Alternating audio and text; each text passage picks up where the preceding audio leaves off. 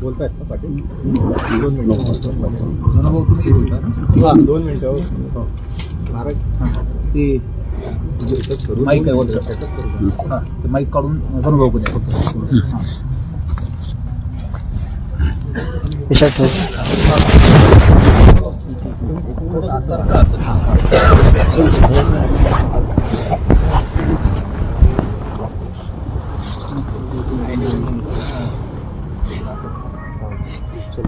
एक 2 मिनिट थांबा 1 मिनिट.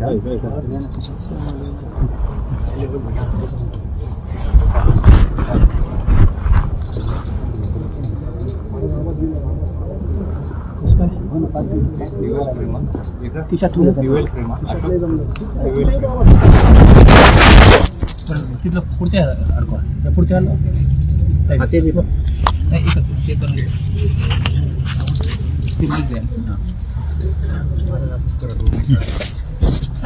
काय करायचं चालेल.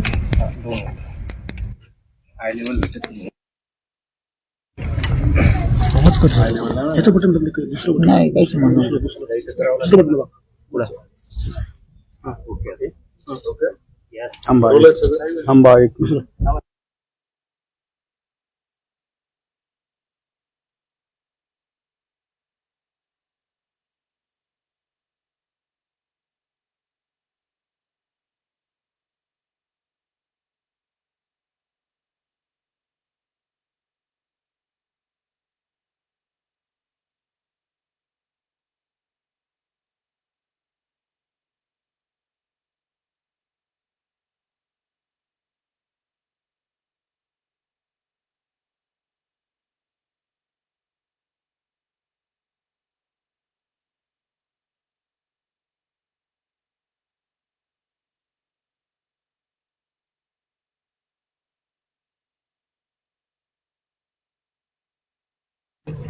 आजच्या दिवशी ज्या पद्धतीनं त्या क्रूरकर्मी लोकांनी एका निष्पाप माणसाला, माझ्या भावाला, कुटुंब प्रमुखाला आणि गावच्या प्रमुखाला संपवलं, याचा निषेध जेवढा करावा तेवढा कमी.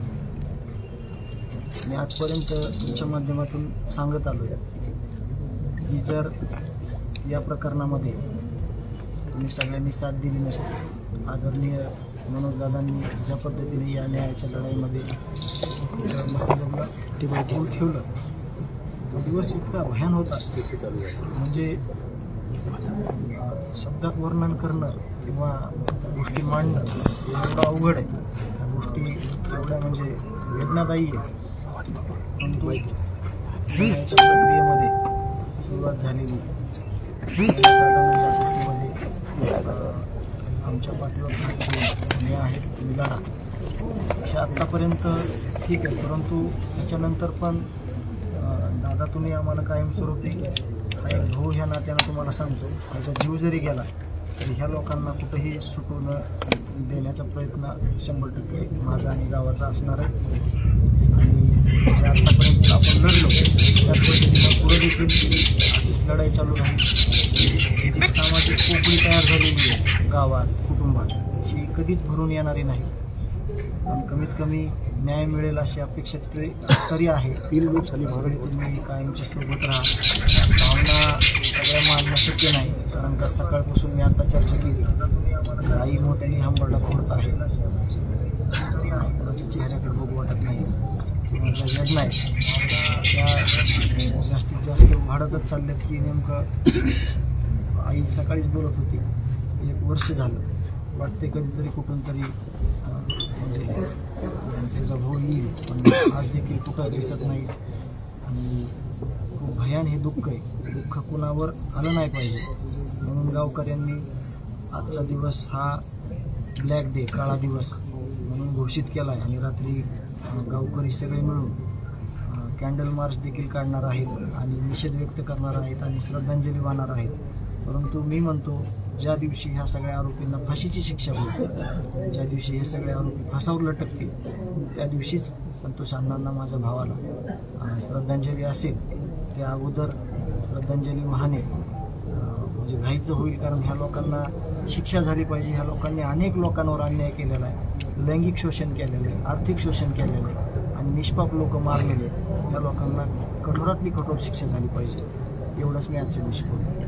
धनंजय दादा, आता वर्ष पूर्ण झाले, जवळपास 365 दिवस. जो काही तपास झालाय, जी काही कारवाई झाली आहे, तुम्ही समाधानी आहात त्या कारवाईवर, तपासावर? त्यावर आम्ही आत्ताच थोडी चर्चा केली की न्यायालयानं देखील तपास अधिकारी जे आहेत त्यांना असं विचारलंय की या 3 महिन्यातला या तपासातला अहवाल तुम्ही सादर करा, की येत्या 12 तारखेला सगळा अहवाल सादर होईल. त्याच्यातून आपल्या सगळ्यांना कळेल की जो फरार आरोपी आहे तो कुठं आहे, कशा पद्धतीनं फरार झालेला आहे, आणि त्याची सगळी माहिती आपल्याला या 12 तारखेला जे CID SITचे अधिकारी आहेत ते नक्कीच न्यायालयात सादर करतील आणि ते सगळं आपल्याला कळेल. आणि विषय समाधानाचा असा आहे की या लोकांना जोपर्यंत फाशी होत नाही, त्यांच्या वाईट कृत्याचं ज्यावेळेस त्यांना शिक्षा होत नाही, तोपर्यंत हा विषय देखील आपल्याला बोलणं चुकीचं आहे की समाधान हा विषय, कारण त्यांनी एका निष्पाप माणसाला संपवलं. ओके दादा,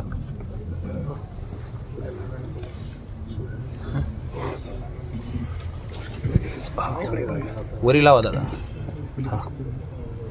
ओके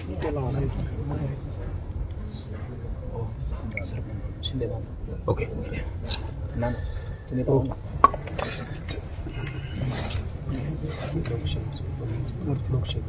ना ते खालचं पुढं सर ते राहू दे. सगळेच सर. पुढं सर टेबल लावलेलं आहे, पुढं सर ओके.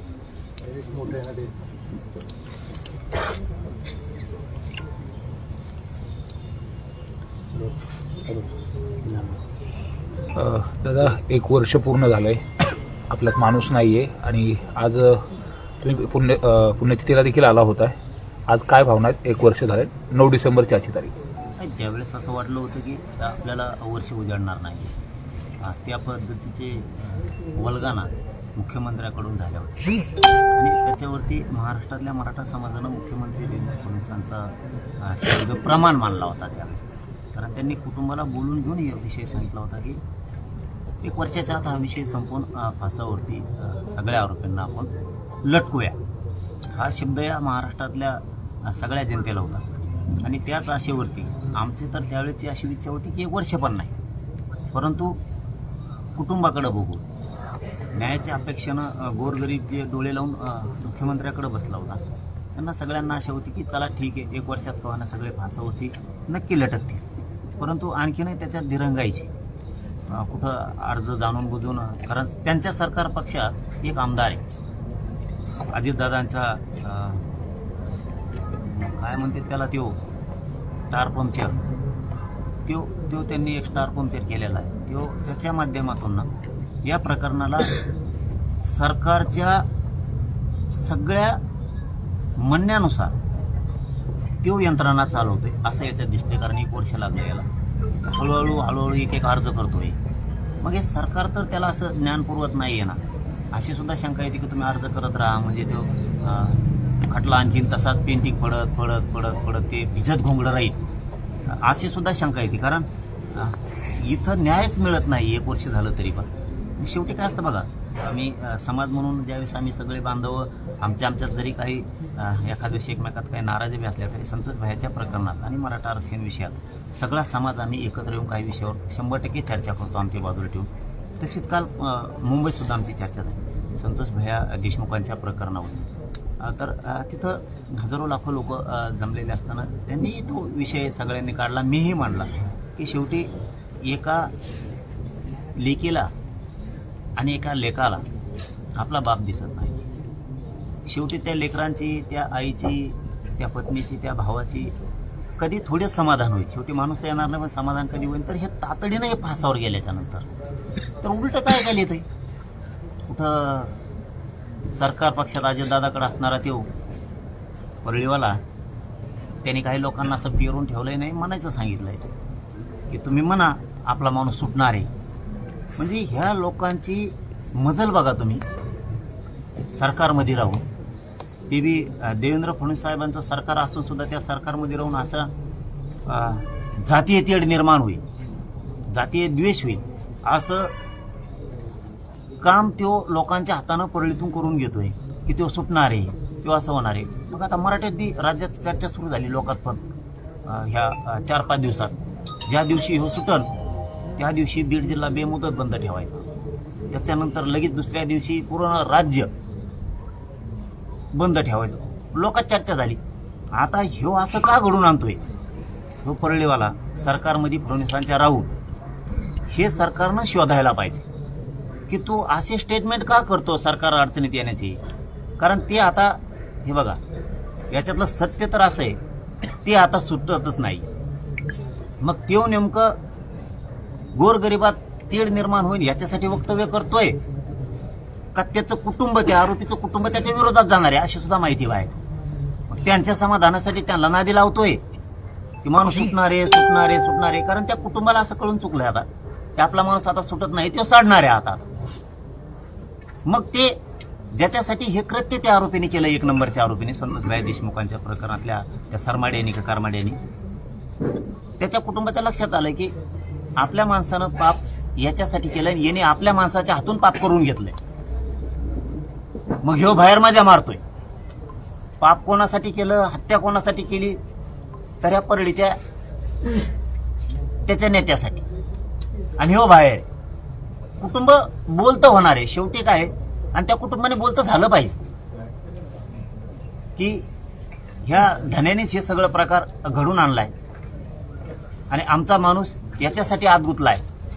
सगळं पाप, सगळी प्रॉपर्टी, सगळी माया, ही जी खुनं दरोडे टाकून ही जी माया कमवली ही धन्यासाठी कमवलेली, एक दिवस ते कुटुंब म्हणणार आहे. आणि त्यांनी म्हणावं या पापात त्या कुटुंबाने सहभागी होऊ नये. कारण माणूस त्यांचा ह्यो कितीही म्हणला सुटणारे सुटणारे, तर तो मध्येच साडणारे, तो फाशीवर जाणारच. हे होणं खूप गरजेचं आहे आणि सरकारनं हे शोधायला पाहिजे की असे स्टेटमेंट तो का करतो. जोपर्यंत त्यांना फाशी होत नाही ना तोपर्यंत आम्ही कोणीही हटणार नाही. राज्यातला सगळा मराठा ज्या दिवशी या मस्साजोग गावातून देशमुख कुटुंबाकडून हाक येईल त्या दिवशी तुम्हाला राज्यात चाक सुद्धा फिरलेला दिसणार नाही. पाटील साहेब, तुम्ही म्हणताय की सुटणार नाही, ते व्हिडिओ व्हायरल केले जातात वगैरे, पण ज्या प्रकारे तपास सुरू आहे ते बघता तुम्हाला असं वाटतंय की योग्य प्रकारे तपास सुरू आहे किंवा मग त्याचा वेग योग्य असं वाटतंय तुम्हाला? आधी वाटत होतं ज्यावेळेस कुटुंबाला देवेंद्र फडणवीस साहेबांनी शब्द दिलता की मी यांना सगळ्याला फासाला लटकवलेला तुम्हाला दाखवीन. हे कुटुंबाला शब्द आहेत, बरोबर आहेत ना, हे कुटुंबाला शब्द आहेत. आम्हालाच कुटुंबांनी त्यावेळेस सांगितलेलं. आम्ही त्याच वेळेस भाषणे केले, तुमचं रेकॉर्ड सुद्धा आहे की आम्ही फडणवीस साहेबाच्या शब्दावर विश्वास ठेवून पुढची आंदोलनं थांबवतो. कारण राज्यात पूर्ण राज्य त्यावेळेस खूप उठाव करणार होतं, खूप सगळ्यात रोष होता. फडणवीस साहेबाच्या एका शब्दावरती सगळे लोक शांत बसले होते की होईल. पण आता वर्ष झालं तरी झालं नाही. याचा अर्थ तपास यंत्रणेवरती त्याचं ऐकून सरकार दबाव तर आणत नाहीये ना. कारण आणखी तो आरोपी फरार आहे. जो तो फरार आरोपी गोंधळे का गोंधळे कोण आहे काय नाही ते गोंधळे हे ते बिगर बापाचं पुढे गेले हे बघितलं पाहिजे सरकारनं लवकर. कारण इतकी क्रूर हत्या करणारे बाहेर फिरतेच कसं काय, आणि याला लपून ठेवलंय, हे कुठे गेलं नाही. कारण काल जे मी आपल्या चॅनलच्या माध्यमातून फोटो बघितले ना तेव्हापासून मग आता टांगड्यात गळाल्या. पुन्हा आम्ही कसं तरी थोडं थोडं कुटुंबाला विसरायचं सांगतोय, धीरधारा म्हणून सांगतोय. पुन्हा पुन्हा पुन्हा पुन्हा वेगळे वेगळे फोटो येतात आणि ती इतकी क्रूर हत्या घडून आणली संतोष भाई याची. तो आरोपी फरार कसं काय? महाराष्ट्रात यंत्रणा आहे का काय? तुम्हाला एक इतकी क्रूर हत्या करणारा सापडत नाही म्हणजे तुमच्यासाठी आणखीन परळीवालाच महत्वाचा आहे का? आरोपी महत्वाचा नाही आहे का सरकारचा? कारण तो जर धरला ना याच्यात तो पण येतोय, कारण त्याला सुद्धा फोन लावले ते, तो पण येतोय. आणि त्यांनी त्या दिवशी व्हिडिओ कॉल केलेला आहे मारतानीचा, खूप कॉल झालेले त्यांचे. तो पकडला का आणखीन खूप मोठा उडगडा या घटनेतला होणार. पाटील साहेब, मागच्या वर्षी ही घटना घडली, त्याच्यानंतर अधिवेशनामध्ये बऱ्याच नेत्यांनी आवाज उठवला होता, प्रकरणाला वेग येतोय असं वाटत होतं. आता सुद्धा अधिवेशन सुरू आहे, त्या अनुषंगाने काय मागणी, काय आव्हान? नाही, या विषयात कोणाला आव्हान करायची गरज पडू नये. त्यांच्या घरातलं लेकरू सगळ्यांनी समजावं, सांगितल्यावरच काम करायचं. या भूमिकेत पुढच्या काळात मराठ्यांनी कधी राहू नये, कारण ते दिवस आता राहिलेले नाही. ते आता जी घटना घडली ती गांभीर्यानं सगळ्यांना घेऊन मनाने आवाज उठवायचा आणि एक गरीब लेकराला आणि त्याच्या लेकीबाळीला न्याय देण्याचं काम, देशमुख कुटुंबातल्या लेकीबाळींना न्याय द्यायचं काम सगळ्या आमदार मंत्र्यांनी केलं पाहिजे. मला वाटतं आज सकाळी बऱ्याच जणांनी मुद्दा विधान याच्यामध्ये विधानसभेत अधिवेशनात उचललाय. मला वाटतं प्रकाश दादा सोळंके साहेबांनी सुद्धा उचललाय तो मुद्दा, मी बघितलं. मला वाटतं विजय वडेट्टीवार साहेबांनी सुद्धा तो मुद्दा लावून धरलाय. म्हणजे प्रत्येक जण करतोय. आणखीन आज उद्या सगळे बोलतील ना, बोललंच पाहिजे, हे सांगायची गरज नाही पडली पाहिजे. इतकी क्रूर हत्या जर झाली, कारण ही काय मानसिकता होती, ही मानसिकता कायमची संपवायची असेल तर सगळ्याला उठावं लागत. आणि सरकारला सुद्धा हे विषय आता किमान 4-5 महिन्याचा आता तरी त्यांनी संपवावा. नसता पुन्हा कुटुंबाने आणि मस्साजोगनी जर हाक दिली, आम्ही काही विचार नाही करणार, सरकारचा आणि फारकारचा पाहिजे. मग ते पुढं जे होईल ते होईल. तुम्ही सोडा तर त्याला, मॅसेज फिरतात ना, तुम्ही सोडा तर त्याला, फक्त सोडा तुम्ही. आम्ही जे बक्षीस द्यायचं दिसतंय बहुतेक महाराष्ट्राला देवेंद्र फडणवीसना किंवा अजित पवारांना, कारण ते अजित पवारांचा लय त्याचे मुख्य घेतल्याशिवाय जमान्यात अजित पवारांना तेवच लागतोय. पण ही जनता लागत नाही, जी अजित पवारांवरती जेव्हापार प्रेम करते ती जनता नकोय. अरे ओबीसीत उताडाला नेत्याला तुमचा पक्ष मोठा करा, मोठे व्हा तुम्ही. असले नासके नालायका संघ घेऊन काय, ओबीसीचे नेते कितीतरी त्यांना मोठा करा ना, तुमचा पक्ष मोठा व्हा, तुम्ही मोठे व्हा, उंचीवर जा. परंतु तुम्ही अशा क्रूर लोकांना जर सांभाळत असतात तर आम्हाला राग येणारच ना अजितदादाचा. का अजितदादाचा आमचा काय बांधाला बांध आहे म्हणून त्यांचा राग येतोय. तुम्ही चुकीच्या माणसाला जवळ घ्यायला लागलात म्हणून अजितदादाचा आम्हाला राग यायला लागला. काल तर ते त्यांनाच घेऊन गेलाय. मला चॅनलच्या बांधवांनी सांगितलं, ते परळीचं ते हेंगड, परत ते अजितदादा फडणवीस यांची बैठक झाली जाऊन काल. आणि काय म्हणे तर आमची विकास कामावर बैठक झाली. विकास कामाचा आणि पोलीस महासंचालकाचा काय संबंध येतो? आणखी तर राज्यात नाही ऐकलं आम्ही. विकास कामाचा एखादा निधी किंवा काम करताना पोलीस महासंचालक तिथं लागतो म्हणून. विकास कामाशी पोलीस महासंचालकाचा संबंध काय? म्हणजे आतून हे काहीतरी शिजवीत येत. आणखीनही फडणवीस साहेब तुम्हाला सांगतो आणि अजितदादाही सांगतो, नका पापात सहभाग घेऊ. तो शिजवायला आणि माणसं घुमवायला आणि ब्रेन वॉश करायला लय पक्का आहे. त्यांनी सगळ्या त्यांच्या जातीतल्या लोकांचा वाटोळ करून टाकले, असे ब्रेन वॉश करून. सुशिक्षित पोरं त्यांनी गुन्हेगारीकडे वळले, त्यांच्या समाजाचे त्यांनी पुरं वाटोळ करून टाकले. आणि तुम्ही आणखीन तरी त्याच्या संग राहून त्याच्यात हे करून तुम्ही विनाकारण त्याचं ऐकून आणखीन तुमची फसगत करून घेऊ नका. रोषाला सामोरं जाऊ नका तुम्ही समाजाच्या. त्यांनी तर काल उलटच सांगितलंय त्या माझ्या प्रकरणात सुद्धा, जे आम्हाला आणखीन माहीतच नाही. काय सरकार काय ऐकत आहे त्याचं, काय नाही, काय गुप्त केली काय यासाठी नियुक्त. जणून माझ्या घातपाताच्या प्रकरणात यासाठी तपास करते असं म्हणलाय. आम्हाला माहित सुद्धा नाही हो यासाठी नियुक्त झाली. अशी पण यासाठी असती का? तुम्ही कधी ऐकले का पत्रकार बांधवांनी? नाही ना, मी बी नाही ऐकले. आणखी म्हणजे त्याचं शुद्धीकरण करायचं का काय? अजितदादाला शुद्धीकरण करायचं त्याचं. गुप्त यासाठी नेमण्यात आली आणि तिने गुप्त अहवाल दिला आणि मग त्याचं शुद्धीकरण केलं गोमतर शिपडून. कारण वर्षावरती बाप्पा बसलेलेच आहेत. हे कोणते प्रकार असले यासाठी आम्ही नाही बघितले. आणखी काय नाही देणार आहे तुम्ही लोकाला? गुप्त यासाठी नेमली, ती गुप्त अहवाल देणार. सरकारने त्याची घोषणा नाही केली, आम्हाला कसं काय माहित नाही? तुम्ही कसं काय अंधारात नेमली? म्हणजे त्याच्यावरती आणखीन तुम्हाला तेच पकडा आहे का? काय तुम्ही सरकार चालविता आणि काय तुम्ही लोक आहेत. आणि तिथं महासंचालकाला बोलून घेता, शुक्लाताईला त्या, तिथं फडणवीस गृहमंत्री, तिथं अजितदादा. आणि हे पत्रकार बांधवांना म्हणणार हो त्या घातपाताच्या प्रकरणामध्ये यासाठी सखोल तपास करते. अरे पण गठीत कवा केली हे तर आम्हाला माहित पाहिजे ना. ती तपास कुठं करते? तपास कसं काय करायला लागले अचानक? म्हणजे देशमुख प्रकरणात सुद्धा तुम्ही अशी चालबाजी करायची नाही. आमच्या याच्यात ही वेगळा विषय, आम्ही आमचं बघू, खेटू सुद्धा. पण या प्रकरणात सगळे आरोपी फाशीवर गेले पाहिजे. पाटील, अजित पवार हे बीड जिल्ह्याचे पालकमंत्री होणार आणि त्यामुळे या प्रकरणाकडे वेग येईल असं वाटलं होतं, कारण पुण्याकडे इकडे ते बघितलं तर एक ठोक भूमिका ते घेणारे म्हणून आहेत. तर या प्रकरणाबद्दल काय बोलत? नाही, इकडे येताना त्यांनी अजित पवार नाव घेऊन आलेले.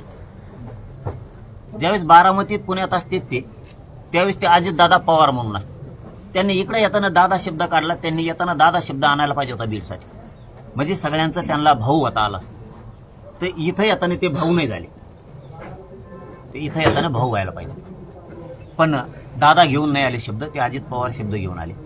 कारण 1 वर्ष झालंय आरोपी सापडत नाहीत. अजित दादा सारखा असा निभार पालकमंत्री असल्यावर ईदला असे सटकायला पाहिजे होते ना. हे चाळे करणारे, दारू पिऊन धिंगाणा करणारे, हे कुटाणे करणारे लोक, हे कुठं कसलाही भ्रष्टाचार करतात, पीक विम्याचा करतात, खंडाण्या मागत आहेत, हे आता पण झोडपून काढायला पाहिजे होते सगळेचे सगळे. इतके पोलीस यंत्रणेवरती दादानी त्यांचा ताबा ठेवायला पाहिजे होता. अहो, मला आत्ता येता येता कळालं एक इथं लक्ष्मी चौकात आपल्या बीडच्या आत्ता कळालं मला की नांदगाव तलवाडा पोलीस स्टेशनच्या हद्दीत 50 वर्षाच्या महिलेवरती बलात्कार करायचा प्रयत्न केलाय, तरी सरकार त्याच्यावरती गुन्हा दाखल करून त्याला अटक करणार. ते बी याला दवाखान्यात झोपलंय जाऊन, आणि ते त्यांना धमक्या देत आहे की तुमच्यावरती आम्ही ती कोणती तरी केस असते ती करतो. आणि काय आणखीन वेगळं वेगळंच बोलतोय ते काहीतरी, म्हणजे कुटुंबावर दबाव आणतो, बलात्काराचा प्रयत्न करू. ह्या दादा दिसत नाही. 50 वर्षाच्या माळकरी घराण्यातली मायमाऊली ती 50 वर्षाच्या महिलेवर जर भरत करायला तो पोरगा जातोय, आणि तो तर दवाखान्यात आहे. राजकीय वरच असल्याशिवाय दवाखान्यात आहे का? असं चालवणार का पालकमंत्रीपद अजित दादा? काय आहे त्या पोलीस स्टेशनच्या हद्दीतल्या तलवाडीच्या की अजित दादा पालकमंत्री म्हणून, एसपी म्हणून यांचं काम नाही का बघायचं? कारण याला पण आम्हाला मीडियातच बोलावं लागतं का? त्या मायमाऊलीवर जर ती पळाली नसती, तिचं नरड दाबल्याच्या नंतर बलात्कार झाल्यावर तुम्ही ध्यान देणार का? किती याचा सखोल तपास लावायला पाहिजे की एका 50 वर्षाच्या माळकरी महिलेवरती पोरग जर बलात्कार शेतात एकटी बघून करायला जात आहे, आणि अजित दादा तरी मुख गिळून बसणार जसं का काही माहीतच नाही. आणखीन बी तुम्हाला त्याच्याच हाताने हाताळायचं आहे का जिल्ह्यातलं सगळं वातावरण? दादा, सगळे पोरं तुम्हाला मानणारे सगळे नाराज होऊन बाजूला चाललेत. तुम्ही आणखीन तरी शहाणे व्हा. हे खूप गंभीर मुद्दा आहे आताचा सुद्धा.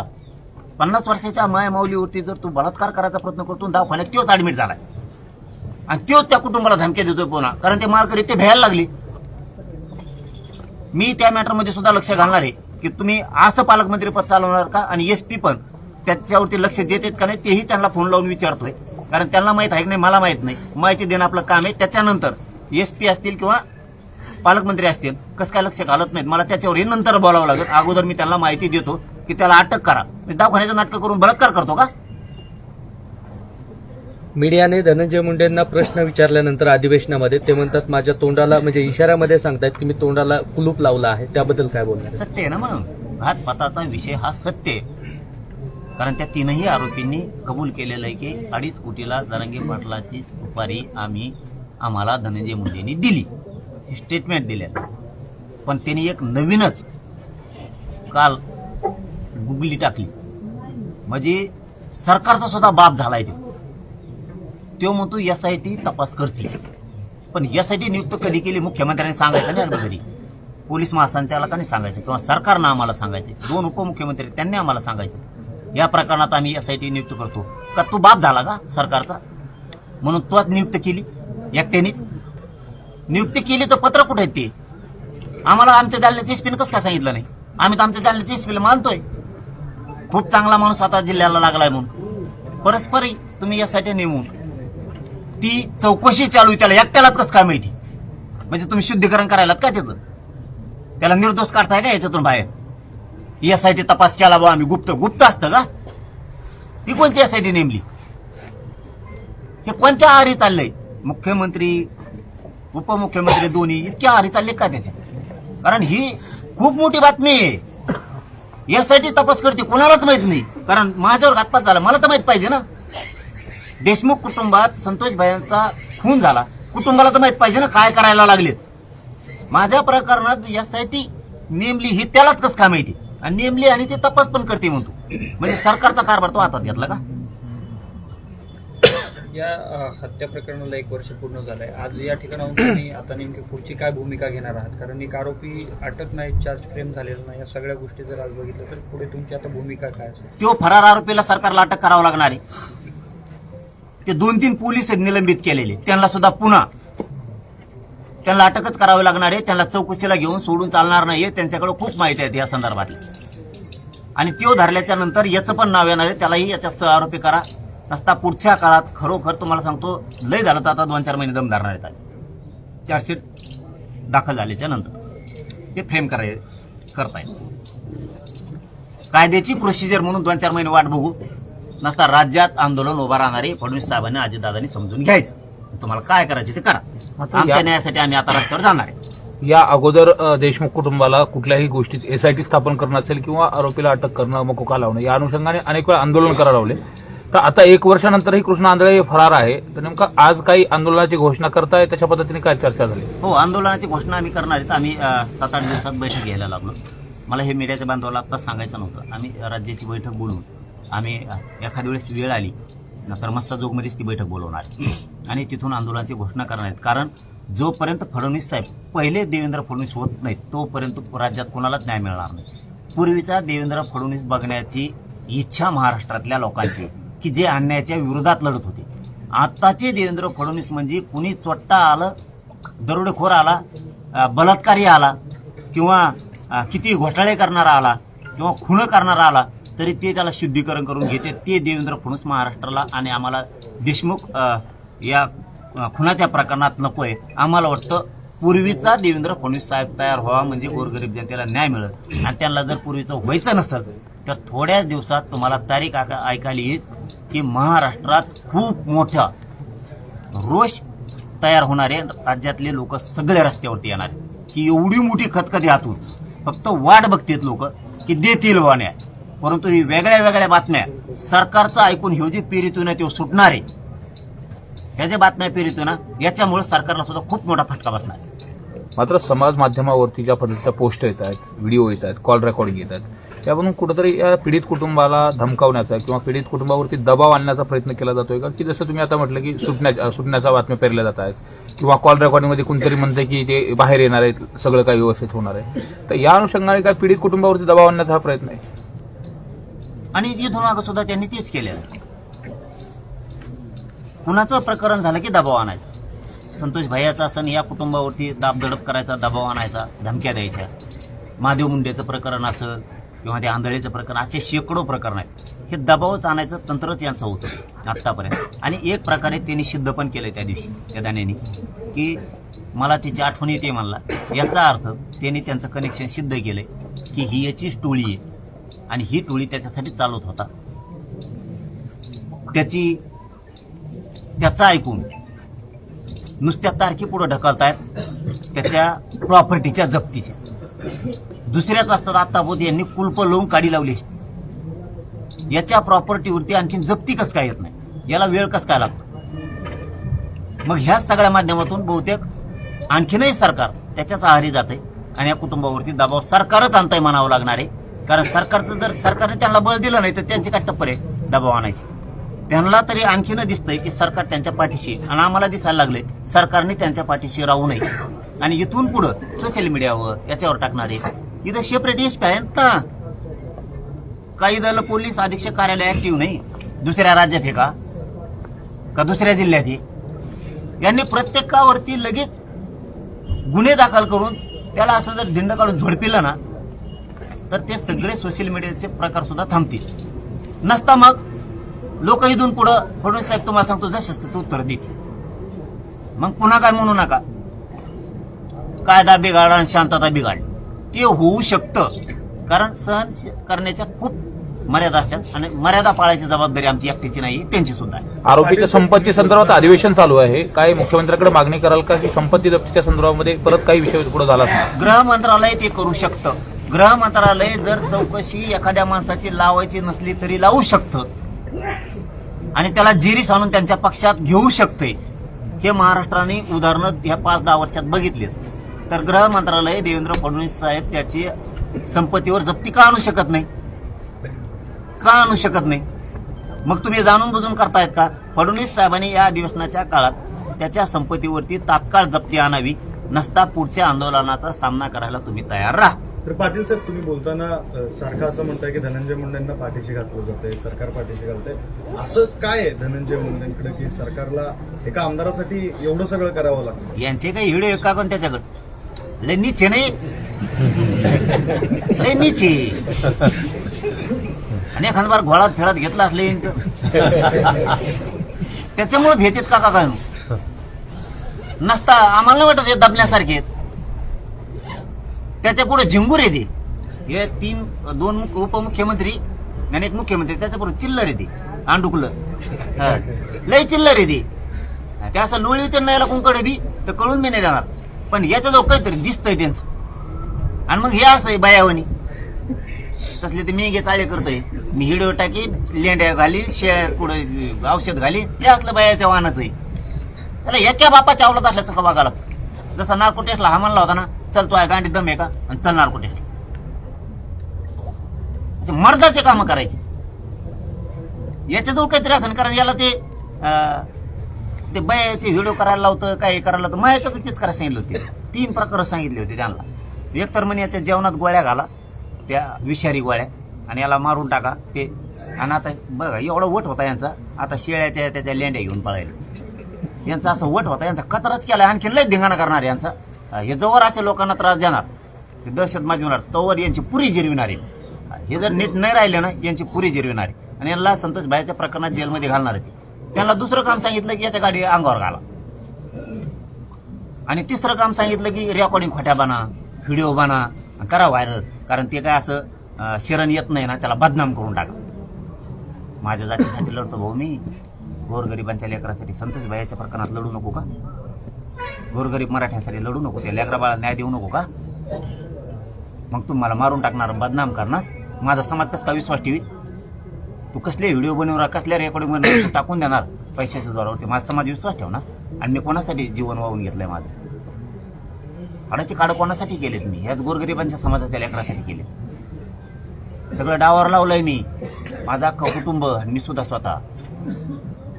आणि नीच पायदास असली की व्हिडिओ बनवणार, टाकणार, त्याच्यावर माझा समाज आणि सरकार पण विश्वास ठेवणार का? ते असलं नीचे. त्याच्यामुळं त्यांचं काहीतरी असू शकतं म्हणून हे भेट येतं. नसता असे लात मारून बाहेर काढ असतं ना, त्याला बहुतेक अंदाज येतोय. नसन तर त्याला लात मारून बाहेर काढ. तुमजवळ काहीच नसन ना, त्याचं तुमजवळ काही गाबाळ नसेल तर लात मारून बाहेर काढा. काही गरज नाही. लय ओबीसीचे नेते आहेत भारी भारी, त्यांना मोठं करा आणि तुमचा पक्ष पण वाढवा. हे ठुलं की मराठा तुमच्यापासून हळूहळू बाजूला सरकणार आहे. तुम्हाला एक दिवस दिसणार. बघा तुम्ही दिसताय का? शेवटचं आमच्यासाठी संतोष भाईचं प्रकरण खूप महत्वाचं आहे. दादा, शेवटचा सरकारला काय इशारा असेल की आता या संपूर्ण प्रकरणात आरोपी अटक करणं असेल किंवा फास्ट ट्रॅक कोर्टामध्ये न्याय मिळणं असेल आणि आरोपीला फासावर जाण्याच्या अनुषंगाने जे तुम्ही बोलताय, तर त्या अनुषंगाने काय शेवटची मागणी असेल? 4 महिन्याच्या आत तुम्ही यांना आता फाशीची शिक्षा द्या. कारण चार फ्रेम केल्याच्या नंतर, चार्जशीटच्या नंतर 2-4 महिन्याचा वेळ लागतो. आम्ही तुम्हाला 2-4 महिन्याचा वेळ देतोय. आम्ही कुटुंब नाही. तुम्ही ते द्या. नसता राज्यातल्या रोषाला तुम्हाला सामोरं जावं लागणार. राज्यात प्रत्येक चौकात तुम्हाला साध्या साध्या गावच्या रस्त्यावरती, शहरातल्या मोठमोठ्या हायवेवरती, सगळ्या राज्यात मुंबईसह तुम्हाला लोक रस्त्यावरती दिसतात. कारण काल सुद्धा आम्ही ज्यावेळेस पुण्यात मुंबईत बघितलं त्यावेळेस गल्ल्यातले मराठी एक वाढले का. मुंबई सुद्धा बंद पडू शकते इतक्या ताकदीनं आम्ही आंदोलन उभा करणार. पाटील, या प्रकरणाकडे जर बघितलं तर जातीच्या चष्म्याकडून काही लोक म्हणजे घालून बघतात की मुद्दामून संतोषांना, त्याच्याशिवाय ते जगतच नाही. त्यांच्यावर वेळ आली की ते जात पुढं करतात आणि जात त्यांच्याकडून नाही आली की ते ओबीसी पुढं करते. त्याच्यात ओबीसीच काय समज, याच्यात वंजारी समाजात काय समज? पाप तू करणार, भोगायला त्यांना लावतो का? त्यांना कशाला ओढितो? तू पाप करणार, तू हत्या घडून आणणार, तू कट रचणार, तू पैसे काय सवय लागली तुला, खंडाने पाहिजे तुला, त्या जातीला कशाला भरकटीतो याच्यात? ती त्याची पळवाटी, त्याचं ते शेवटचा आश्रय. नसता रडत रडत जाणे त्या बाबापाशी जाऊन बसणे, नसतं मग इकडं त्यांच्या समाजाला म्हणणार बघा बाबा मी तुमच्या समाजाचं आहे, काम करतोय आणि मला टार्गेट केलंय. तुला टार्गेट आता बहुत कम नाही केलं. संतोष भैयांच्या हत्येच्या अगोदर तुला टार्गेट कमून नाही केलं, याचं उत्तर दे उत्तर. चल एका बापाने बोलायचं शिक जर शिक. कमवून नाही केलं तुला याच्या अगोदर टार्गेट, आता काय करायचं? तू पोरच जर मारून टाकायला लागला, कापायला लागला, आणि तिकडं मग तुम्हाला राजकारणासाठी टार्गेट करते. लय भारत देश येतोय मागे वय, उगा गचपाण्यावनी काहीतरी करतंय. इकडं वाटोळ करून टाकलं संतोष देशमुखांच्या कुटुंबाचं सगळं उघड्यावर पडलं. ते कुटुंब वाटोळ झालं त्या घराचं. एक दिवस बी आनंदाचा दिवस बघायला मिळाला तुझ्यामुळं. तुला याचे पापाची फेड करावीच लागणार आहे. नियती पण तुला सोडणार नाही, सोडणारच नाही तुला. ओके चला.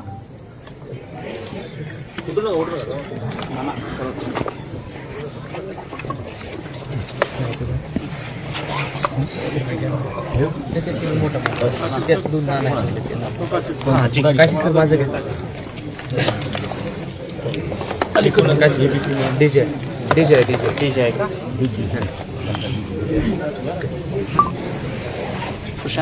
कोणता